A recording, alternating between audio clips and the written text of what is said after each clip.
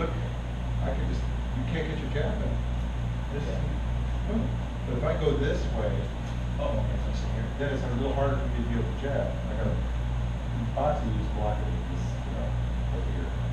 Okay, so I gotta catch it. So by being like this, it's a lot more easier to just like parry it. Yes. Yeah. And now you can come back and not jab. Or with the same hand. Yeah. Bam. This doesn't take too much to hurt my eyeball. Right? You're not gonna box me. Right? So first of all, you effectively screw up my jab. It's so easy for you to smack it down, yeah. Right? So you've taken my jab out of the equation. Okay? You've also made it real hard for my monster shot to come in as we're really getting close. The other thing too is you really made it hard for my Muay Thai kick. So now you would have to step out, right? It's not as powerful. If I'm really doing pure Muay Thai, so if you keep your footwork like that, okay? So now we have this something called mastery, right? So here, now I got my Muay Thai kick, right? Wham! Right? But what if I'm super fast and you just don't happen to detect it, and they start to see wham! Okay? So that's the, see right now, see Muay Thai kick, right? Wham! Okay. Now can you Muay Thai me? Ah! Yeah. Okay. So it's up Okay. Yeah. You can't really Muay Thai me. Even if you do get that kick in here, it's not the same. It's not as, it doesn't hurt me as much. The nerve that runs in here is not nearly as sensitive as the sciatic. Like if I punch you right here, bam, and I punch you here, you'll feel this is about 50% more sensitive. So even if you do come in and you kick this inside, bam, it's not nearly the same deal. Especially if I just need to lift it up a little bit. Even if I don't destroy your kick, if I just lift this up a little bit, it's not a bad deal for me. But if you come in, I got weight on this, bam, oh my God. Okay. So that's why we do this too. I take your jab out, and I can deal with your Muay Thai. Or I can just lift this up. So I'm taking, what most MMA guys do. Understand, it's Muay Thai. Yeah. Right? So just matching this screws up your Muay Thai, unless you're just some super freak of nature or something. You can generate power, even here, just like BAM! Okay? But no. So in Kali, and we get unorthodox, right? We're like this. Oh, you're trying to just do that finger in my eye. Yeah, that's what I do. And if I'm giving you this energy, and you smack my feet down and keep my eye off, that's all you have to do. Okay? That's a very good, effective way to counter my Muay Thai. Don't try to counter somebody's Muay Thai with Muay Thai, unless you're just so good. Okay? Yeah. But there's no perfect solution. There's one thing you have to be careful about. If we're like this, what a Greco guys are just going to try to do single leg takedown here. If you can allow him to get close enough, right? So let's talk about single leg takedowns. If we're going to follow Bruce Lee's philosophy, the best way to defend something is to know how to do it. Okay. So single leg takedown, basically, the best way to do that is you step on the outside. Okay? I'll do it to you first. So I'm going to step on the outside like this. As opposed to double leg takedown. Double leg takedown, I go in between. Okay. Single leg, I want to pull out like this. But my head's got to be on the inside. I see people try to do single leg takedowns, and the head goes out here. That is a total waste of time. You'd have to be the worst stand-up guy in the world to get taken down by that. Right, because since you're going in there, it's just kind of easier to just Yeah, you can totally sprawl me out. breathe and then redirect you that way. Yeah. But just see people do it. Anyway, so I come in like this, head comes in, like grab. Okay? Now, there's different ways to grab. Somebody block it, people try to do hook like this, where they pull it up, clear it, and they just pull it around like this. But just, you know, I didn't really guys just do this. This is tight. Now, some will try to push you back, which if you're really athletic on this leg, the other leg, you'll just hop around. Yeah, like that. Okay. The other one, it's a little harder to do with, it's called piking. If I come in and I grab you, so this, piking basically is I come in, pull you here, right?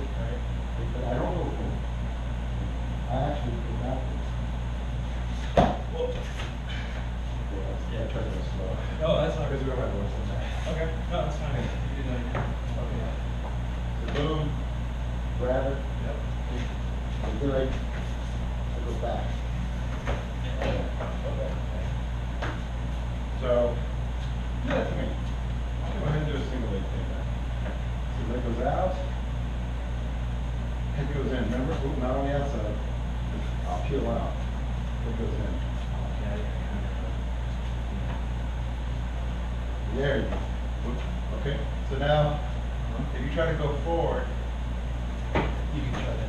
Okay. And eventually, you might get it. Okay. But try to call running the pike. Very common. So, as a normal, just Yeah, work, go ahead, grab my leg again. You hold it tight. Now, what you do is, you're gonna keep it between your legs, and you're gonna actually try to step back, not forward. Okay, but more of a twist and turn. And more like, not the other way. Pivot on that leg, but step all the way back to that. Yeah, you kind of pull down. There you go. There you go. Okay. Just like that. You want to try that again? Yeah. Just remember, one leg you got here. One leg you're going to pivot on. Okay. You're going to step back. I'm kind of pulling my leg. Okay. So pull the leg. And I just can't stand up. That's free. Move, grab that. It's tight.